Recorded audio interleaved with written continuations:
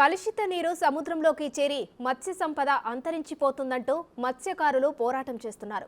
కాకినాడ జిల్లా కోనపాపపేటలో వారు చేస్తున్న ఉద్యమం తీవ్రతరమైంది. స్థానికంగా ఉన్న అరబిందో ఫ్యాక్టరీ ద్వారా వచ్చే వ్యర్థాలు నేరుగా సముద్రంలోకి వెళ్లేందుకు 3 నెలల క్రితం 3 కిలోమీటర్ల మేర 2 పైప్ లైన్లు వేశారు. ఈ పైప్ లైన్ కి దగ్గరగా ఉన్న కోనపాపపేటలో సుమారు 155 బోట్లు ఉన్నాయి. వీటిపై ఆధారపడి 1200 మంది జీవనం సాగిస్తున్నారు. కలుషిత వ్యర్థాలన్నీ సముద్రంలో చేరడం వల్ల చేపలు చనిపోతున్నాయని, తద్వారా తమకు జీవనోపాధి దెబ్బతింటుందని మత్స్యకారులు ఆవేదన చెందుతున్నారు. పైప్ లైన్లు తొలగించే వరకు తగ్గేది లేదంటున్నారు. సమస్య పరిష్కారం కాకపోతే వచ్చే ఎన్నికలను బహిష్కరిస్తామని హెచ్చరిస్తున్నారు.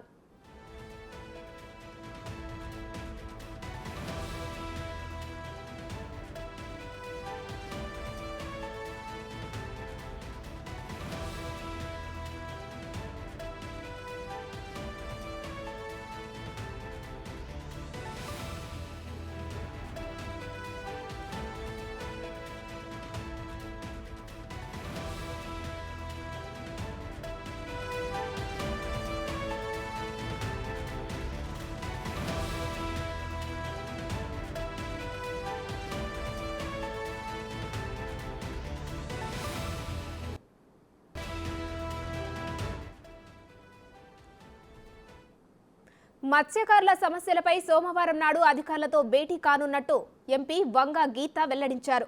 కాకినాడ జిల్లా కొత్తపల్లి మండలం కోనపాపపేటలో మత్స్యకారులు చేపట్టిన దీక్షా శిబిరాన్ని ఎంపీ సందర్శించారు.